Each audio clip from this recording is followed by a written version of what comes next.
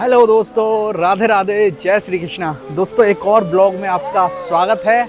इससे पहले मैंने आपको वीडियो दिया था चार धाम मंदिर का, जो कि वृंदावन में अभी अभी बना है। तो उस वीडियो में हम सारी चीज़ें कवर नहीं कर पाए थे, क्योंकि वो पहले दिन ही हमने वीडियो बनाया था और उस दिन मैं बहुत जल्दी में था और रात भी हो गई थी, तो अच्छे से चीज़ें मैं दिखा नहीं पाया। लेकिन इस वाले वीडियो में मैं आपको सारी चीज़ें दिखाने वाला हूँ जो पिछले वीडियो में छूट गई थी। तो अगर आप चैनल पर नए आ गए हो तो चैनल को सब्सक्राइब करके हमसे जुड़ जाना, क्योंकि ऐसे ही वृंदावन धाम के धार्मिक स्थलों के हम वीडियो बनाते रहते हैं। और ये वीडियो पहले वाले से ज़्यादा स्पेशल होने वाला है, क्योंकि जो चीज़ें पहले रह गई थी वो इस वीडियो में हम कवर करेंगे।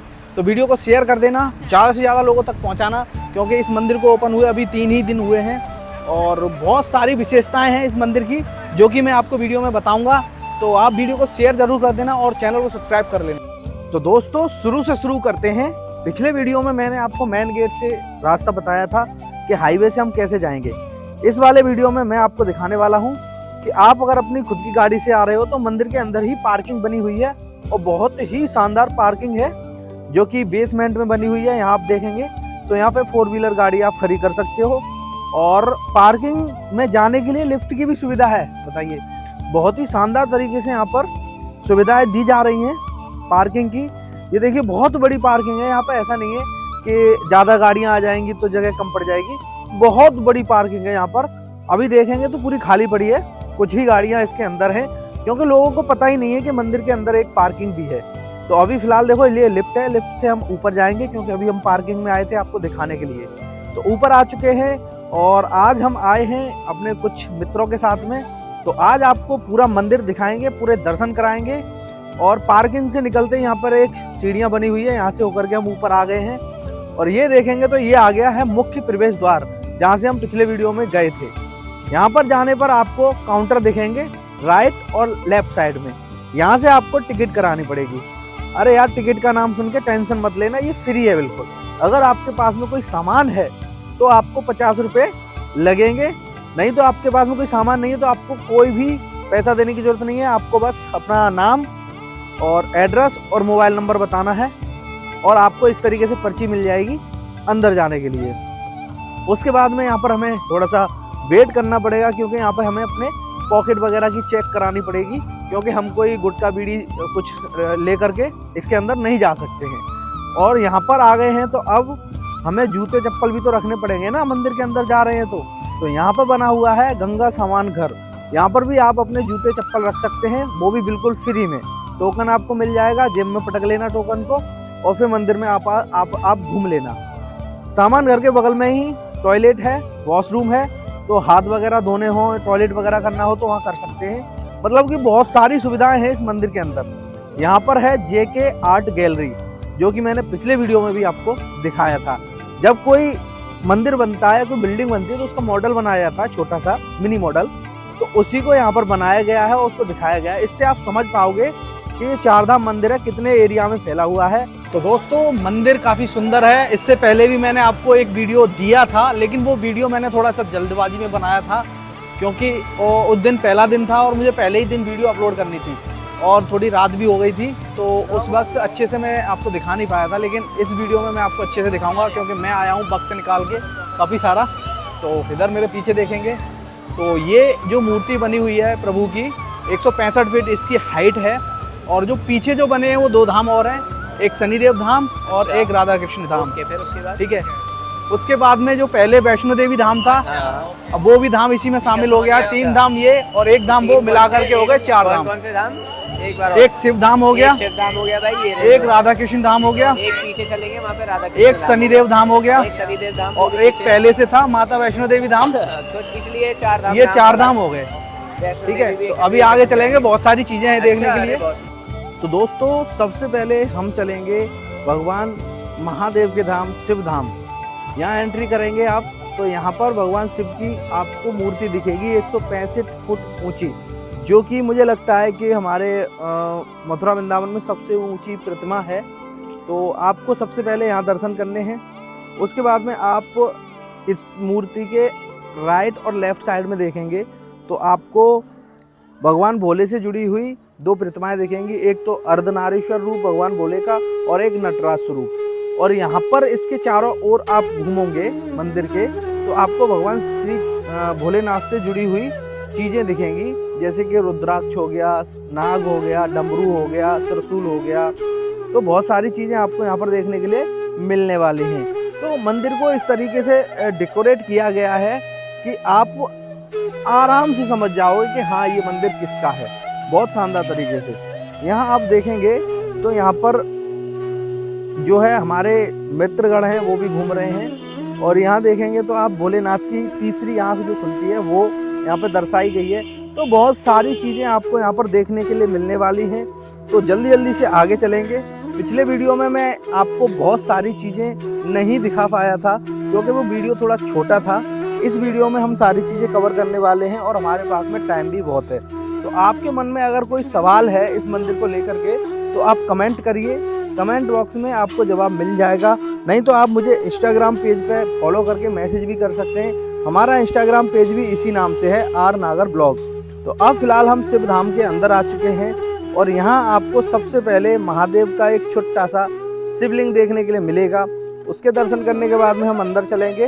तो यहाँ की जो दीवारें हैं यहाँ पर आपको भगवान भोलेनाथ से जुड़े हुए इवेंट दिखेंगे कि क्या क्या उन्होंने किया अपनी लाइफ में। सारी चीज़ें आपको यहाँ पर देखने के लिए मिलेगी। उनके भोलेनाथ के सारे स्वरूप आपको देखने के लिए मिल जाएंगे दीवारों पर। और बीच में एक बहुत बड़ा शिवलिंग बना हुआ है जो कि आप देखोगे तो आप बोलोगे कि यार वाह कैसे बनाया होगा। और ये जो मंदिर है ये भगवान भोलेनाथ की 165 फुट ऊंची जो प्रतिमा है उसके नीचे बना हुआ है। यहाँ आप शिव और माता पार्वती के दर्शन कर पाएंगे, बहुत ही सुंदर और अद्भुत। और ये जो भगवान शिव और पार्वती बैठे हैं ये एक विशाल शिवलिंग के अंदर बनाए गए हैं। तो आप सोच सकते हैं इंजीनियरिंग का कमाल, बहुत ही शानदार और खूबसूरत मंदिर ये बनाया है। तो यहाँ देखेंगे तो भगवान प्रभु से जुड़ी हुई सारी इवेंट यहाँ पर दीवारों पे आपको देखने के लिए मिलेंगे। तो अब हम यहाँ से बाहर की ओर चलेंगे और यहाँ देखेंगे तो ये बड़ा सा शिवलिंग है और इसके आजू बाजू बहुत सारी चीज़ें हैं जो भगवान भोलेनाथ से जुड़ी हुई हैं। अब हम बाहर की तरफ आ गए हैं और यहाँ पर बोर्ड लगे हुए हैं, आप बोर्ड को जरूर पढ़ लेना एक बार, क्योंकि मंदिर इतना बड़ा है कि आप कंफ्यूज भी हो सकते हो कि हमें जाना किधर है। इस वजह से यहाँ पर बहुत सारे बोर्ड लगे हुए हैं इस तरीके से कि आपको जाना किधर है। मंदिर के अंदर 4 धाम है। एक धाम पहले से था माता वैष्णो देवी का धाम, अब उसमें 3 धाम शामिल हो चुके हैं, शिव धाम, राधा कृष्ण धाम और शनिदेव धाम। तो ये 4 धाम हो चुके हैं अब, और बहुत ही खूबसूरत मंदिर ये बन करके तैयार है और सभी के लिए ये खोल दिया गया है। आप आ सकते हैं दर्शन करने के लिए। अगर आप वृंदावन धाम घूमने आ रहे हो और आप इस मंदिर में नहीं आए तो आप बहुत बड़ी चीज़ मिस कर दोगे, समझ लो। आप एक बार यहाँ आ जाओगे तो हर साल आप यहाँ पर आए बिना रोक नहीं पाओगे खुद को। तो अभी हम फिलहाल चलते हैं श्री राधा कृष्ण धाम की ओर। और जैसे कि पिछले वीडियो में मैंने आपको दिखाया था कि भीड़ बहुत कम थी, लेकिन इस बार जो है भीड़ बढ़ गई है क्योंकि लोगों को पता चल रहा है धीरे धीरे कि हमारे वृंदावन में एक और मंदिर बन चुका है। तो फटाफट से अंदर चलते हैं और राधा कृष्ण धाम में अंदर जाते ही हमें भगवान श्री कृष्ण से जुड़ी हुई जो लीलाएं हैं वो हमें दीवारों पर देखने के लिए मिल जाएंगी। दीवारों पर उनको बनाया गया है, दर्शाया गया है यहाँ पे देखेंगे तो। और ये मंदिर सेम उसी प्रकार से बनाए गए हैं जैसे कि माता वैष्णो देवी का जो मंदिर था, उसी टेक्नोलॉजी से इसको बनाया गया है। बीच में मंदिर है और मतलब इस तरीके के मंदिर में पता है भीड़ कम होती है। चारों तरफ से आप परिक्रमा भी लगा सकते हो, दर्शन भी कर सकते हो और एक तरफ से घुस के दूसरी तरफ से निकल सकते हो। तो बहुत ही शानदार तरीके से इसको बनाया गया, बीच में से एक होता है। और यहाँ हमने मंदिर में दर्शन करे, कुणाल भैया जी से मिले हम, बहुत अच्छे हैं भैया जी, उन्होंने हमको दर्शन कराए और प्रसाद दिया हमें। तो उनसे मिल करके हमें बहुत खुशी हुई। और अभी हम यहाँ से निकलेंगे और अब आपको हम लेकर के चलेंगे श्री शनिदेव बाबा के धाम में। और ये मंदिर इतना बड़ा है दोस्तों कि हो सकता है कि आप थक जाएं। मंदिर की सबसे बड़ी व्यवस्था है, जैसे कि अगर आप चलने में असमर्थ हैं तो आपको व्हील चेयर की सुविधा भी यहाँ पर मिल जाएगी। और यहाँ आप देखो कितना सुंदर दर्शन कर पा रहे हैं राधा कृष्ण जी के। तो यहाँ से हम बाहर निकल रहे हैं। तो जैसे कि मैं बोल रहा था कि व्हील चेयर की सुविधा आपको मिल जाएगी। मंदिर के अंदर ही आपको वॉशरूम मिल जाएंगे, है ना।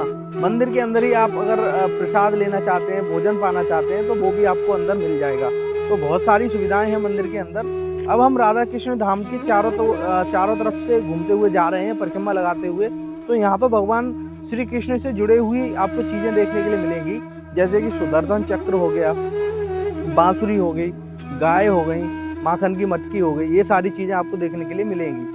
और यहाँ हम थोड़ा सा आगे बढ़ेंगे तो भगवान श्री कृष्ण ने जो अपनी उंगली पर गोवर्धन पर्वत को उठाया था, वो यहाँ पर लीला आपको देखने के लिए मिलेगी।